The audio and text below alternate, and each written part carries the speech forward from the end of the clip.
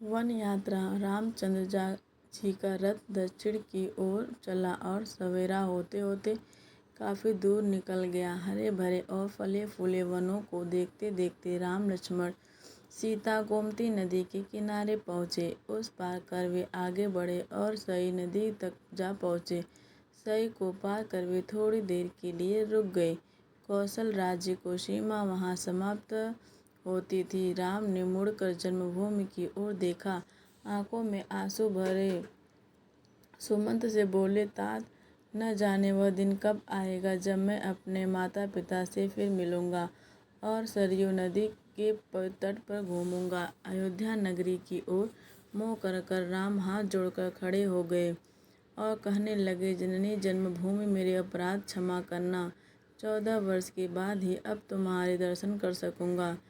तभी सीमा प्रांत के बहुत से नर नारी वहां इकट्ठे हो गए।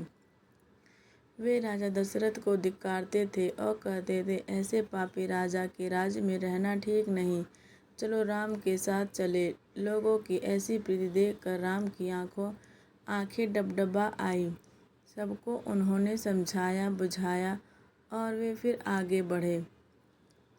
शाम होते होते उनका रथ गंगा के किनारे श्रृंगवेरपुर गांव में जा पहुंचा। इंगुदी वृक्ष के नीचे राम ठहर गए। श्रृंगवेरपुर में निषादों का राजा गृह रहता था। राम के आने की खबर पाकर वह स्वागत के लिए आया। उसके साथ अनेक बंधु बांधव और सेवक भी थे।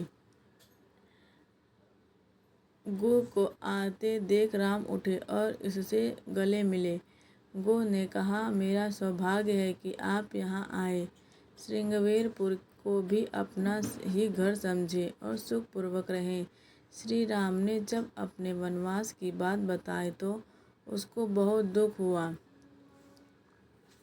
उसने अपना राज्य राम के चरणों में अर्पित कर प्रार्थना की कि श्रृंगवेरपुर पर ही राज्य करें। श्री राम ने निषाद राज के प्रति कृतज्ञता प्रकट की। वे अपने व्रत पर दृढ़ रहे। उस दिन भी उन्होंने केवल जल पिया और वे त्रिशैया पर ही सोए। लक्ष्मण पहरे पर बैठ गए। गृह और सुमंत भी लक्ष्मण के पास ही बैठ गए। उनमें रात भर अयोध्या और श्री राम के विषय में बातें होती रही। अगले दिन श्री राम ने सुमंत से कहा, मंत्रीवर, अब आप अयोध्या लौट जाइए। पिताजी और माताओं के चरणों में हमारा प्रणाम कहिए और उन्हें बता दीजिए कि 14 वर्ष बाद हम अवश्य लौट आएंगे। भरत से कह दीजिए कि सब माताओं से एक सा व्यवहार करें और राजा को प्रसन्न रखें। इस प्रकार सुमंत को राम ने समझा बुझाकर विदा किया। तब राम ने बरगद का दूध मंगाकर जटाएं बनाई। गुह से विदा लेकर वे सीता और लक्ष्मण के साथ नाव में बैठ गए और गंगा पार कर वत्स देश में पहुँचे। आगे भागे लक्ष्मण, बीचे में सीता और सबके पीछे राम। इस क्रम में वह दुर्गम मार्गों पर चलते हुए आगे बढ़े। शाम को फिर एक पेड़ के नीचे ठहर गए। सब लोग ने कंद मूल फल खाए। तब राम ने लक्ष्मण से कहा, राज्य की मुझे कोई चिंता नहीं है, मुझे माता की चिंता है। उनको मुझसे दुख ही मिला, मैं कोई और सेवा न कर सका। लक्ष्मण, तुम सवेरा होते ही अयोध्या लौट जाओ और माता कौशल्या और माता सुमित्रा की देखभाल करो। लक्ष्मण ने बड़ी दूर तक राम को समझा बुझाकर ढांढस बंधाया। सीता राम के सो जाने पर लक्ष्मण पहरे पर बैठ गए। अगले दिन वे फिर चले और गंगा यमुना के संगम पर महर्षि भरद्वाज के आश्रम में पहुँचे। भरद्वाज ने उनको आदरपूर्वक ठहराया।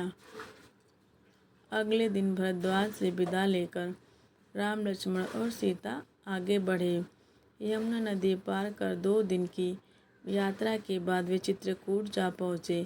चित्रकूट के हरे भरे पर्वत राम को बड़े अच्छे लगे। उन्होंने लक्ष्मण से कहा, अब हम यहीं कुछ दिन तक निवास करें। लक्ष्मण ने मंदाकिनी नदी के किनारे एक सुंदर पर्णकुटी बना दी। राम, लक्ष्मण और सीता वहां रहने लगे। जय श्री राम। हमारा वीडियो अच्छा लगे तो हमारे चैनल को लाइक और सब्सक्राइब करना ना भूलें।